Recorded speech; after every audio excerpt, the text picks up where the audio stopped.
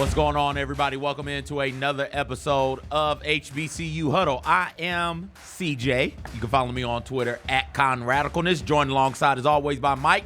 Follow him on Twitter at MyMikeCheck. What up, Mike? What's going on, CJ? Ready to do this again, man? Absolutely. Hey, there's always something going on in the HBCU It's culture not space. supposed to, though. It's supposed to be the off season. Hey, off season for football. But it's good point. prime season for everything else going on, man. So I'm glad to be back to do another show. I'm glad to be back in the studio again, and this will be the second one of 2024, right? Yep. So yeah, we're 2 for 2 so far this year, and let's keep it going. Absolutely. We got a great show for you. We got coaching search news to talk about, or lack thereof, Texas Southern, and Florida A&M, actually. So we're going to talk about those programs. Big news coming out of Memphis with the Southern Heritage Classic right here in our backyard. We'll talk about that. Terrell Allen continues to get accolades. We'll discuss that. We've got some great culture makers at the professional football level. We'll touch on that. All of those things. There's some beef with the SWAC and Grambling State right now to discuss as well. We'll talk about all those things. Plus, I'm sure we'll get into some shenanigans. But I want to start first, Mike, with the update on Texas Southern and their coaching search. Instead of it getting smaller, the field is getting larger. They now want to add Hines Ward. That's what the report is. The report is Hines Ward, who coached the Argonauts in the USFL last season. Maybe it was XFL team. I can't remember. Argonauts is CFL. Argonauts is Canadian. Okay, so no, it definitely wasn't them. See, now I'm getting my other football leagues confused. You're getting your lesser football leagues mixed up. One Renegades were the Renegades in Houston? Okay. It was a Houston team in either the XFL or USFL. Hines Ward was a head coach, so he's been in Houston now for a little bit. And instead of it was, hey, it's McNair. And it was, okay, no, it's not. It is Andre Johnson. Rod Reed, former head coach at Tennessee State, has come up. Mickey Joseph is another one whose name has been in the mix for the head coaching spot at Texas Southern. Mickey Joseph at the Cardinals right now? Where's Mickey Joseph? I'll figure that out after I ask you the question and let you talk. But instead of the pool of candidates getting smaller, because we are past early signing day, spring practice is around the corner. I don't know if people know that. Like, we start practicing in March. Michigan won the national championship, and Jim Harbaugh said they usually start spring practice on Valentine's Day in February because they love football. Right. Spring practice is coming in the next month and a half, and Texas Southern has made it clear that they want to make at least from where I sit, seems like they've made it clear they want to make a coaching hire. We are closer and closer to the start of the season, Mike. And if you were Fred McNair, would you even still want this? Nah, you got to roll. You got you pull your name out. You got to pull your name out. And like we said on last week's show, if your money's right, and again, I can't count anybody else's bank account. But if your money's right and you've made, $200,000-$300,000 a year over 8 years, and you can sit one out for a year because in the next cycle you're definitely going to be a head coach at maybe the school of your choosing at this point. If I'm Fred McNair, I don't want to be a part of what's going on at Texas Southern right now. I mean, because at a certain point it gets unprofessional. And you can say, yes, take your time, get the right guy. But it's not like it's one group of people making a selection saying, hey, we're going to back up and then reopen the hiring process. There seems to be different factions putting out feelers and all of these kind of things. And it's gotten sloppy. It's unfortunate. Hines Ward is a very, very well-respected former player. And obviously he's dipped his toes into coaching right now. So the qualifications are there. I don't think that would be a bad hire. And that's the thing about it to me that frustrates me. No matter who you get out of all of the guys we named, now you mentioned Mickey Joseph. He went to Grambling though from Nebraska, but whether it's Andre Johnson, Hines Ward, or Rod Reed even, or Fred McNair, you can't go wrong with any of those four guys. So pick one and support them and let them get to work. Because otherwise, you're going backwards right now if you're Texas Southern in this situation. And it's frustrating because it's a major market in Houston. That program is generating more and more support as we go. I think one of these celebrity reality TV shows just did a season or two on their campus. So they're in the spotlight, but they just have to go ahead and wrap this thing up, man, and let's move on from it. Right. Before Grambling decided they were going to move on from Hugh Jackson, Mickey Joseph's name came up in the Texas Southern search. And then Mickey Joseph ended up going to Grambling. You're right. Yeah. This is insane to me. Yeah. That is they knew. We ran through the dates of everything last week, Mike. Yeah, it's 2 months in now. 2 months in. You knew November 20th. Yeah. You made the announcement. November 20th, you made the official announcement. November 14th, you let information start leaking out about not re-signing Clarence McKinney. Right. So you knew since November 14th. Yeah, at least. That, hey, this isn't going to work with Coach McKinney. We're going to let him finish out the year. We're not going to extend him or give him a new deal. And the date of this recording as we speak right now is January, 11th, 10th? 10th. So it's 2 months. That's what I'm saying. 2 months. 2 months. So you obviously knew who you didn't want. Right. So they've perfected that. Yes. They know who they're not clearly wanting to be the coach, right? And now it's bringing in more people. It's causing, people's credibility to come into question. And frankly, I mean, we can go out there and say it. And it's reckless speculation, but I've learned from you. That's what we do here. I mean, listen. I'm not a capital J journalist. But it cost Fred McNair his job. Yeah. You know what I mean? He gave up on one situation, assuming he was going to get another. And the another fell through, and he got caught out there in the wind. And now you have a well-respected, potential Hall of Fame SWAC coach just hanging out there. You know what I mean? And it's unfortunate. You and I both like McNair. We come from that. So, yeah, maybe we are a little bit biased, but we also are understanding that Texas Southern should have had this button up a long time ago, and it's time to go ahead and, we go back to these old adages, and there's one that says either S or get off the pot. Man, come on. Right? You got to have a coach at some point. And you gotta build a staff. You have to recruit. Yep. You have to put a calendar in place.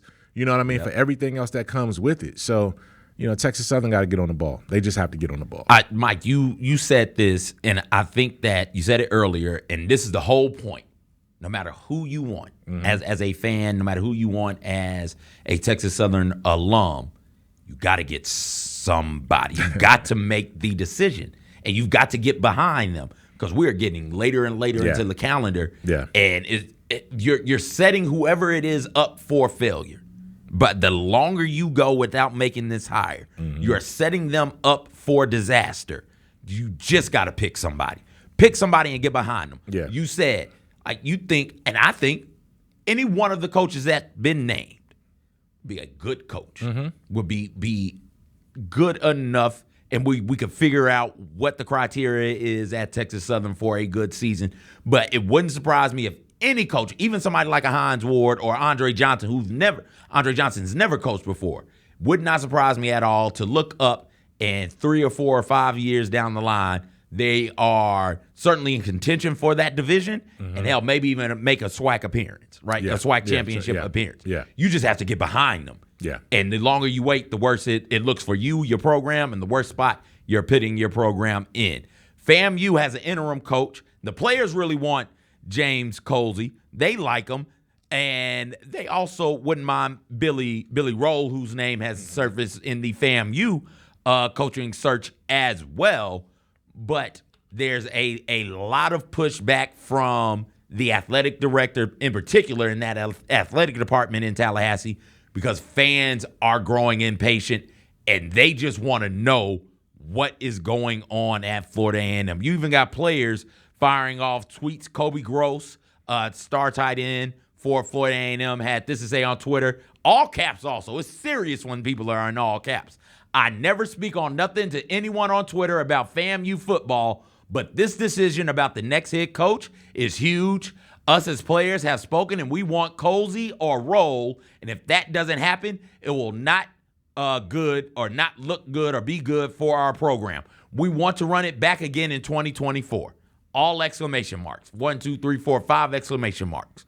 So now we are in another coaching search over at FAMU. FAMU is one of the best jobs, if not the best job at the HBCU level, right, Mike?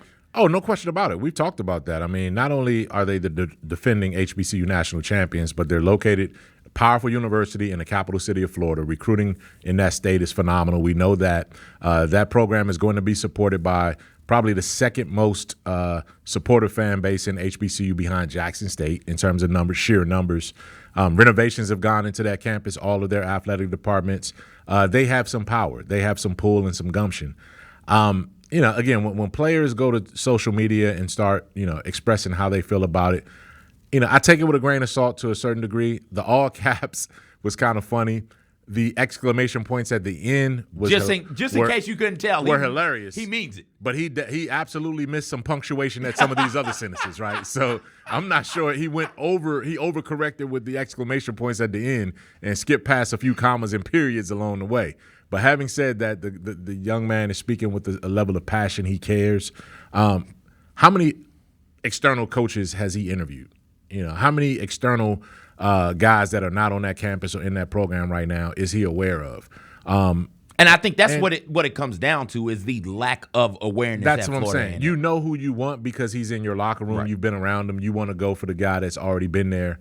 But Florida A&M can afford to take a step back, look at this as a national job, and do their best work. You know what I mean? Had Willie Simmons, first of all, when you leave guys back, T.C. Taylor notwithstanding, when you leave guys behind and you move on, it's not like Willie Simmons had an opportunity to go take a head coaching job and bring guys on his staff. So it wasn't like a Dion situation. So these high-level coordinators and assistant coaches that remained at Florida A&M should have a shot, at least at a strong shot at the interview process. But again, if you're FAMU, you do look nationally. You do look at other, non-HBCUs. You try to get the best coach that you can for that job. And it may be somebody already there on campus, but I wouldn't just rush to judgment based on, how players in the program currently feel, especially in this transfer portal era. Yeah. Like, these guys are going to be coming and going no matter what anyway. You got to do the best for your program for the bigger picture. It's players and alumni that are trying to rush this thing along. And I'm with you. Mm-hmm. I think FAMU is a bit different than Texas Southern in the eliteness of the job, right? Yeah. Could FAMU get in on Fred McNair? I would at least look at it. Yeah. You know what I mean? I would at least look at it. Do you think hiring Fred McNair would be enough to because his fan base is energized, I'm going to say calm them down a bit, right, to get them off of the athletic director's back, and would be a hire that players could say, okay, you guys care about us, we can rally around this? It's tough, though, because of the circumstances that Fred put himself in or ended up in, right? So you're basically saying we're going to go prioritize a guy who Texas Southern doesn't necessarily want, right? You're going to go prioritize a guy who obviously doesn't mind speaking up about issues that's going on and went on at Alcorn State. He's not, and I hate to use the sexy in a male football term because it's not sexy. But that's not what he is. He's a guy that, hey, look, I'm not coming in here with a whole bunch of fanfare, but I'm going to go, I'm going to go get this axe and I'm going to chop this tree down. Right. So FAMU is not going to just go out of their way and say, hey, let's get him. Okay. They will settle on him. But if that's the case, but I don't think he's the guy that you identify. Something tells me McNair is probably going to sit out this cycle, see what happens at Alabama A&M, maybe, see what happens at anywhere except for Mississippi Valley, when it comes to that, and just see how it goes from there. I think that sounds like the kind of place that he would be successful at. You know what I mean? It's sort of a low key, major program within the SWAC and the HBCU, but not a lot of razzle dazzle and splash at Alabama A&M. So I'm not saying Conor Mayer is on the way out. I'm not speculating that. But what I'm just saying is that FAMU might be too much of a highbrow institution, for a chicken gizzards kind of guy like Fred McNair, man. And we know he loves his gizzards and his Gatorades and his Krogers. You know what I'm saying? There is every fan base wants the sexy hire, the razzle dazzle hire. Let's say razzle dazzle, right? Like that's what you want. You want the bright, shiny toy. You want the hire that's going to get splash. Everybody talking. The splash hire. We think about football and all of these sports, regular season, postseason. Like it's only 2 seasons. No. There's recruiting season. There's coaching, hiring, and firing season as well. And you want to win all of those seasons, right? So when it comes to coaching, hiring season, you want to get the biggest, best, most flashy, splashy name you can get. And Fred McNair, to your point, Mike, I don't think he's that, and that's why he's solid, but he hasn't gotten the Texas Southern job. That's why. I think Fred McNair is a damn good coach. I'd argue Hall of Famer, right? And I think everybody would agree. That's not an argument we're going to have. I think everybody listening would agree. Fred McNair is a college football, HBCU football Hall of Famer. You think he won? He had that tremendous run through the SWAC, was one of the main thorns in the side of many good North Carolina A&T teams, and had the pandemic not happened in 2020, who knows if they would have won that and been rolling into 2021 coming off of that high as well. All right. As a coach and as a player. He also had a great playing career there too. So But he's not flashy enough for these fans. And that's the stuff I don't understand. Do you want to be, sure, if you could have it your way, you be flashy and good. Jackson State Coach Prime, right? Like that's the prime effect. Flashy and good, flashy and good. But if I'm telling you, you can only get one. You can only be flashy or you can only be good. Which one would you take? Too many times fans and people in major decision-making positions say, oh, we'll take the flash. You can convince me that the flash will lead to us being good. And that's not how that works. I would rather have the good coach, and I think Fred McNair is the best damn coach available right now. But you see what's happening here, though? What's happening is that because of Texas Southern's process, now you're questioning, not you, but I'm saying it opens questions about, hey, what's wrong with Fred McNair now? Why is he not? Why wasn't this a no-brainer like it seemed like it was going to be? And that's unfair to McNair. That's unfair to Andre Johnson. That's unfair to all of these guys that are affiliated with it. And then again, yes, Ed Reed and Bethune-Cookman was a debacle. Not every coaching hire has to go like that. And Texas Southern is starting to make this a debacle. And I don't know. I'm not on the ground. I haven't talked to Texas Southern people. But what I know is that it does not take 2 months to hire a coach when you knew you wanted to let go of the guy that you had, right, and who was still under contract. Let's shift gears a bit. Or exiting a contract. Exiting the contract, Southern Heritage Classic in our backyard. Fred Jones does a great job with that. There was some concern. I don't know how big the concern was. On a scale of 1 to 10, I was at like a 4.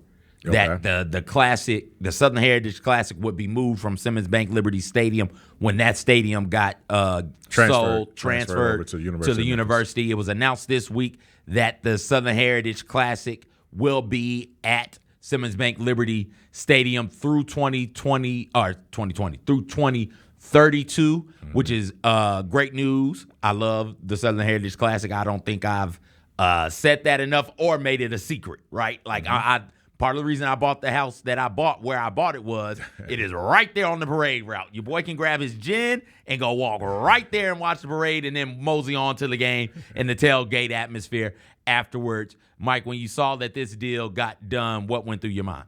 No brainer. You know what I mean? It should have been. It should have been rubber stamped the whole time through. Sometimes, when you have, civic legislation and all of these kind of things and people have different voices and, they get in these positions, they make things harder than it has to be, right? The fact that it's not like the building is moving. Right. It's still going to be where it is. You're just transferring who's responsible for upkeep and scheduling and all of those kind of things. And Memphis, the University of Memphis would have made a major mistake if they did not incorporate what the Southern Heritage Classic brings to that stadium every year. You're talking about one date. You can work around one date. You know what I mean? And it's not like now, if you would have told me that they wanted to say, okay, we're going to reconsider everything, so Southern Heritage Classic and the Liberty Bowl, hold on, we'll get back to you. AutoZone Liberty Bowl. AutoZone Liberty Bowl, we'll get back to you. But that wasn't going to be the case. Those are two moneymakers, maybe the two biggest moneymakers more so than any game outside of a SEC team coming to play Memphis that stadium is going to generate. So, it was a no-brainer. It should have been a rubber stamp. I'm glad it's approved. And now you're looking at 8 more years of the Southern Heritage Classic. Now, who's going to be in that game? Can that game continue on the slope that it's kind of been on in terms of, attendance? And, there's Fred Jones and the group that we really respect, and they've been on our show plenty of times. Do they have to get it right and get the schedules lined up with some attractive teams? They still have work ahead when it comes to that. But to know that you're going to have it here in Memphis for the next 8 years, that's reassuring, to say the least. Yeah, you've got to have it here, and then you can worry about the team. I can't think of anywhere else they could have had it, though. No. You know what I mean? No. Like, there isn't an alternative No. that can fit. I mean, there's just not. Now that I think about it, I'm looking around. I'm like, hold on, where else could they possibly play? That's 100,000 people tailgating, and 50,000 or so inside. Yeah, there's no other place. I've been to a couple of neutral site games in the city, HBCU neutral site games. Right, Tuskegee came up here and played Lane. Over at Central. Central. Remember, it was supposed to be at Whitehaven, and then they moved it to Central. Even you can get the football field. But you can't fit the fans. You can't fit the event. You can't fit the tailgate. You can't fit the event. And so that's the only place in the city where it could have been done. I'm glad that they got that done. Before we move to break, some big news out of Tennessee State. Terrell Allen wins the FCS Most Outstanding Defensive Player of the Year award. Mike, 2023 Buck Buchanan Award recipient Terrell Allen. 2023 Big South OVC Defensive Player of the Year. He's an FCS leader in sacks with 14.5 and tackles for losses with 28. The 28 tackles for losses is a Tennessee State record. How strong a case does Allen have for the Deacon Jones Trophy? Oh, I mean, when you talk about going, in FCS, there's not a more dominant player. When you look at those statistics right there. I mean, this guy is an amazing player. Now, I'm sure one of the Dakotas or a Montana State or somebody that got deep in the playoffs will have a guy that's going to make a run or something like that towards it. But, man, when you look at everything that he has and what he brings to the table, I just hope not only does this award come to him, I also hope some really, really nice numbers come his way when it comes to the combine and the measurements and all those things. He's back next year. He's too young. Oh, he's going to come back. So, next year. Okay, if that's the case then he's going to have another crack at this award and maybe even greater. So I can't wait. I mean, now that you say that, CJ, man, I mean, Eddie George has somebody he can build that defense around again. The defense was fine. They needed some offensive help. If they can get some offense, man, this team is going to be fantastic going into next year. If you had a vote right now for Black College Football Player of the Year, I know that Davius Richards is the guy. Would you? How serious of a consideration would you give Allen after the year that he had for that award? He would be top 3 for sure. You know what I mean? It would be Allen, Davius Richard, and Jeremy Musa. Okay. And you can basically toss their names in a hat, shake it up, and whoever I pick out, I can live with, right? And support 100% and not feel like anybody else got robbed. So from that standpoint, so again, like this guy is top 3, top 5, no question about it in FCS. So he's got to be top 1, top 2 in HBCU. Absolutely. We're going to you got to get your words right. We will take a quick break. When we get back, we'll talk some about NFL playoffs and some culture makers up there at the professional ranks. We will also discuss this beef going on with the SWAC and Grambling State. You're listening to HBCU Huddle in the Built for Tough studios right here on Grind City Media. They call him Mount Wemby, I believe. Wembanyama. Wembanyama may not have jumped, but his arm was up there. I mean, at the end of the day, if you frame that, you put that picture up, it's a poster, right? It's a poster. It's a poster. Once you frame it, it's a poster. So, hey, Grizzlies fans, be sure to tune in to Grizbeat, where the panel and I break down all things Grizzlies and take a look at the rest of the NBA as well. The show is live every Wednesday, 2 p.m. on YouTube at Grind City Media and the official Grind City Media app. I'm freaking out right now, man. Bain, a corner 3. Nothing better. I've played in a bunch of different gyms. My only NBA team, of course, and, I'm spoiled. The best fans in the league, for sure.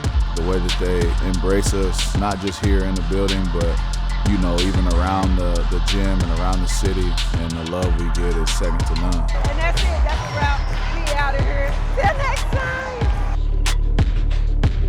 So my number one. Hey. I knew it. Joe my J Tips. You might be the only one with these number one. My J Tips. Yes. When I tell you this shoe, I mean, like ever. for him to even get ever, the materials of this shoe, just the whole detailing, the story behind it, everything J Tip did with this shoe was amazing. The Sneak Fest Show, live Tuesdays at 2 p.m. on YouTube at Grind City Media and the official Grind City Media app. On January 15th, join the Memphis Grizzlies as we honor the memory of Dr. Martin Luther King Jr. This year, we honor those who've carried out his vision with the 19th Annual National Civil Rights Museum Sports Legacy Award, featuring a halftime performance by Valerie June and Carla Thomas. The 22nd Annual Martin Luther King Jr. Celebration Game versus the Golden State Warriors is brought to you by Ford and your Mid-South Ford dealers.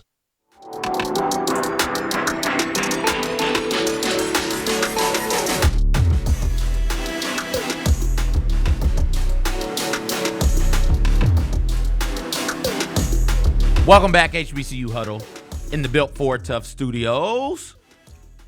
HBCU Go and the SEAC announced a 10-year partnership, Mike, where the SEAC will get games streaming on HBCU Go. I think this is great. We watched the Tuskegee Alabama A&M game. That's one of the many games I watched on HBCU Go. I was at my friend's house. We were grilling out. We had football on, and we were like, we need to watch the Tuskegee game. And it was a house full of Tuskegee alums, and we threw that game on, and we immediately turned that game off, baby. I don't know if you remember that. That was the game Alabama A&M jumped all over them. We're like, oh, great, we can watch it on TV. And then boom. Bow. Yep. Just lit them up. Yeah.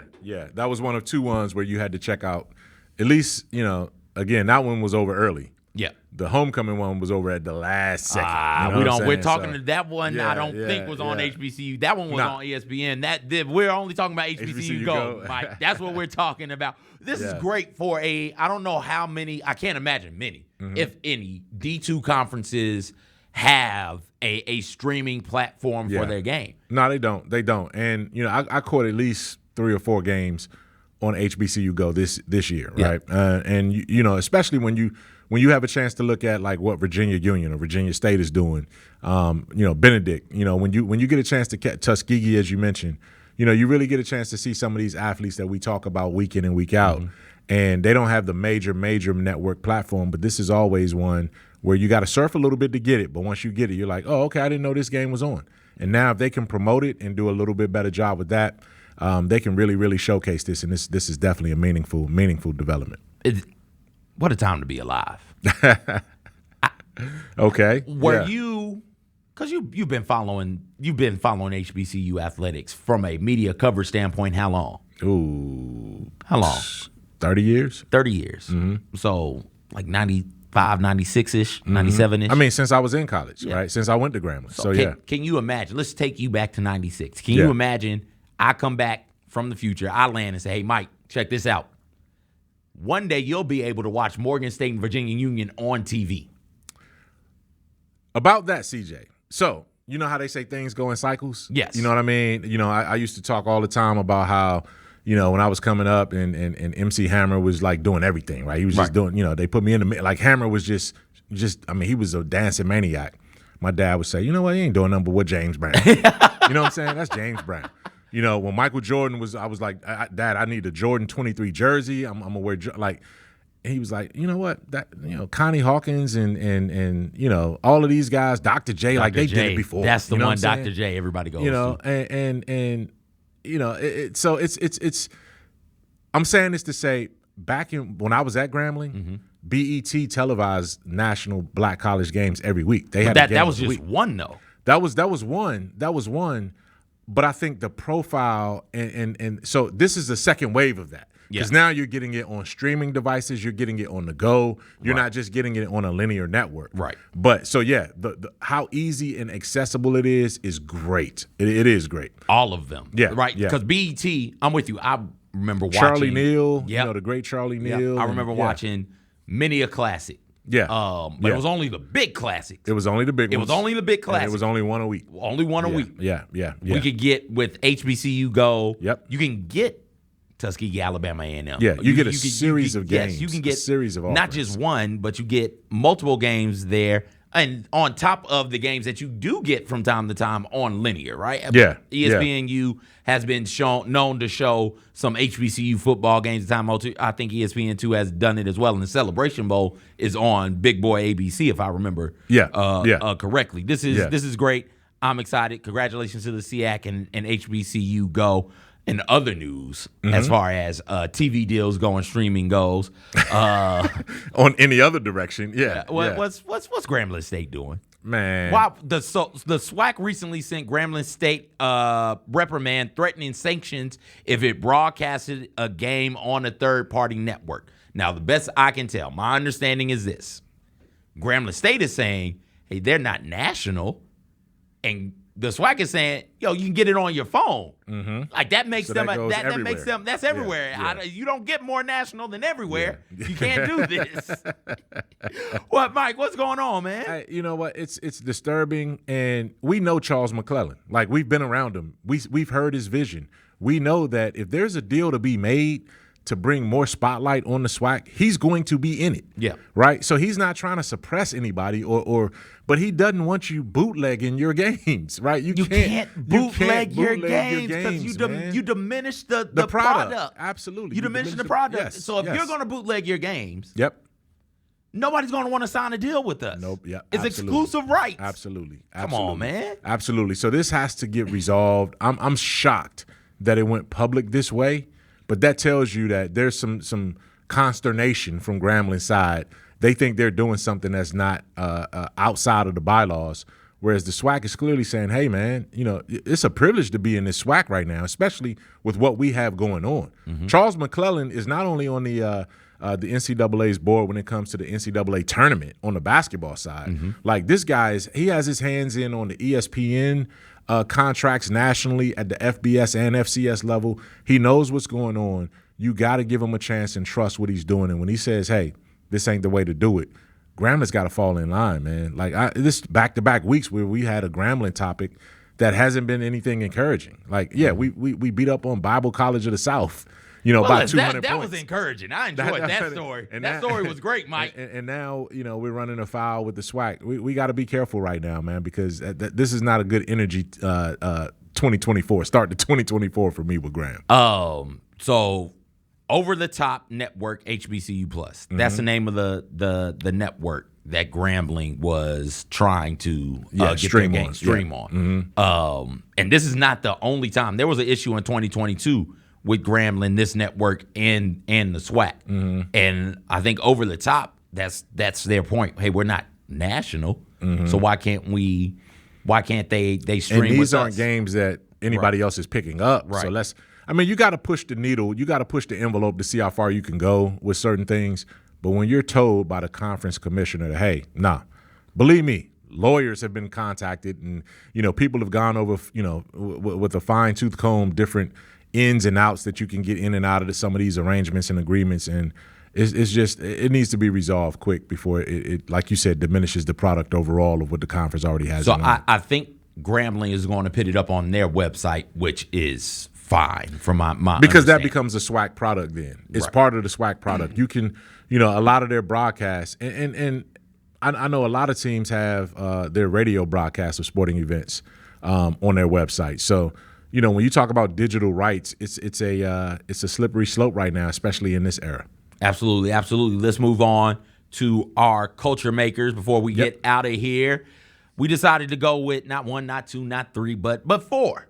Okay. We're going to go with the black NFL head coaches who made the NFL postseason, and it was all of them. Starting this weekend. It's starting this weekend. It was all of them. When you see this, I feel like, I can't believe we're still having this argument, but we absolutely are having this argument about, hey, what's this person's merit regardless of race? And there are people in charge, people making hiring and firing decisions who still look around and say, hey, they can play for me, they can be a position coach for me, maybe a coordinator.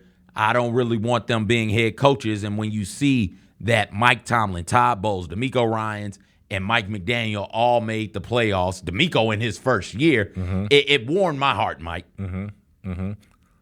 Well, I mean, not only did it warm my heart, it's impressive. You know what I mean? And you talk about 4 different guys from 4 different sort of eras and different ways about doing things. You know, DeMeco Ryans, he could be NFL Coach of the Year based on what he's done with the Texans. I mean, that's just clear. I think but I also think Mike Tomlin's had his best coaching job considering the resources he didn't have offensively, right? And then Todd Bowles, man, he just still hangs around, and they got in that weak division. But it still is a playoff berth as they recover from Tom Brady moving on a couple seasons ago now. And then obviously Mike McDaniels, with the Dolphins, his innovative way of doing things and thinking and how he goes about it. All 4 of these men do it a different way. They have a different communication style. Some of them are new age and scientific and analytic, like McDaniels, and some of them are just old meathead football coaches like Bowles, right? But somewhere in between there, these are intelligent, successful coaches who are African-American men. They can do the job. They need to have opportunities to do more of this job at that level. And you hope with these 6 NFL openings right now, and I'm going to count them real quick. You got Washington, Atlanta, Los Angeles Chargers, Tennessee Titans. Who am I missing? That's 4. Oh, Carolina Panthers, and there's one more. I'm missing one more.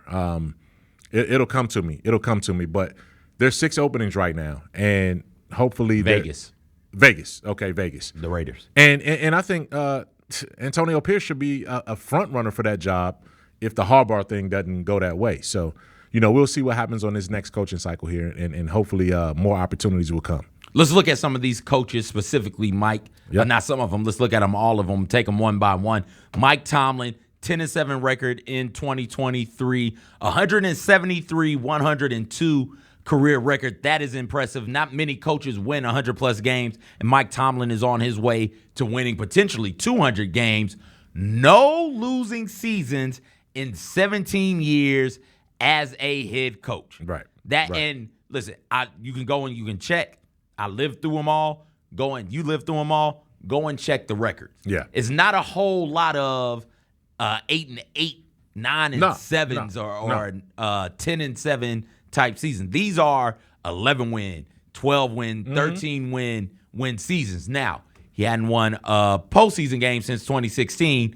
They got a tough matchup with the Buffalo Bills this week. I look forward to seeing what they have to do on the field. Yeah, no question about it. I love Mike Tomlin.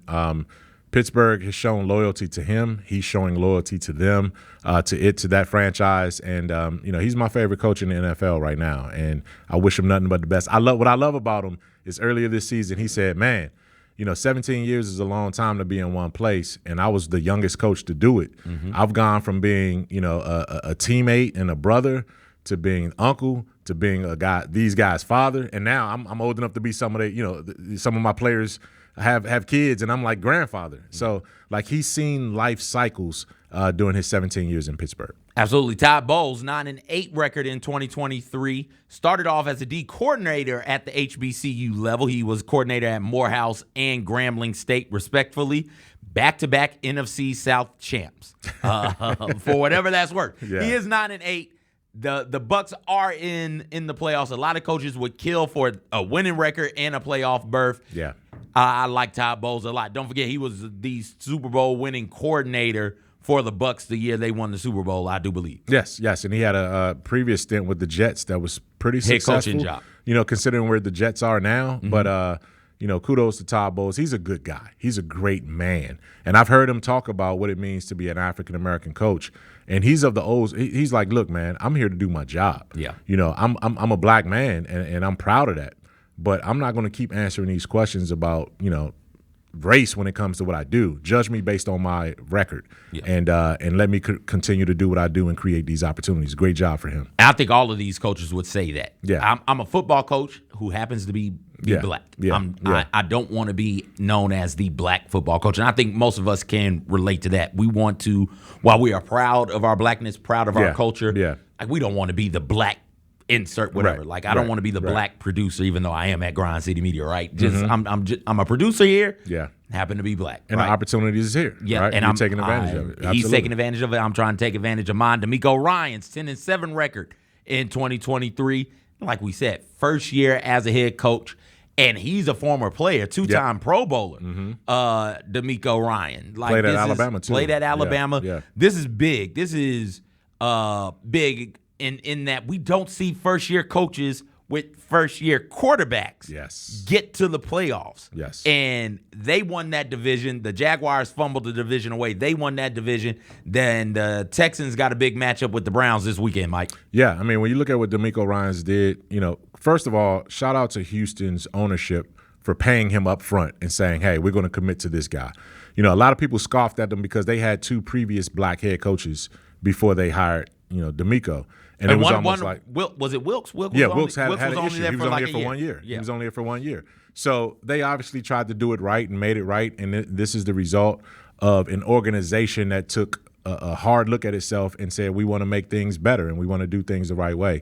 DeMeco Ryan's fantastic job, and that Texas team is dangerous. They are dangerous, and we'll see how far they can go, but this is just the beginning for them. Mike McDaniel, 11-6 record in 2023. They're in the playoffs. They fumbled away the 2 seed. They fumbled away the 1 seed. They did. The Titans game for the Dolphins and for the Jaguars. The Dolphins win that Titans game. They win the division and maybe push Baltimore for the 1 seed in the AFC. And we talked about it. I mentioned it briefly. The Jaguars lose to the Titans week 18, and now they're completely out of the playoffs. But back on Mike McDaniel, former 49ers offensive coordinator, second straight trip to the playoffs as a head coach in as many years, if I'm not mistaken. This is his second year as a head coach, second trip to the playoffs. I do believe, and Mike, if you haven't had a chance to catch some of the clips of Mike McDaniel on the sideline, they are funny. They are. He's having fun. Charismatic guy. He's having so much fun, Mike. Yeah. He's fun. And,